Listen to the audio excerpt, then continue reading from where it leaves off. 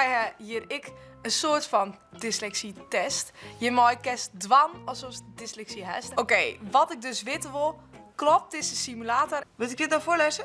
Want ik weet echt heel veel. Ja, dit is inderdaad... Saskia kijkt ernaar uit om in het reuzenrad en het spookhuis te gaan.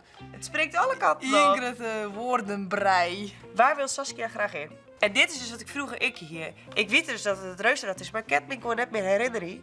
Omdat ik te druk bezig ben waarschijnlijk bij die willen lezen. Oh. Is ik gewoon kiezen. Hoe weet ik nou, wat is nou de echte dyslexie? Maar als je dit lees dan wat er stiert. Ik ken dit gewoon. Als ik echt wutsie per wutsie lees, dan lees ik als het is nacht. Maar als ik het gewoon in één keer lees, dan zoek ik het gewoon als een kloppende zin lezen. Ja, maar hoe is dat?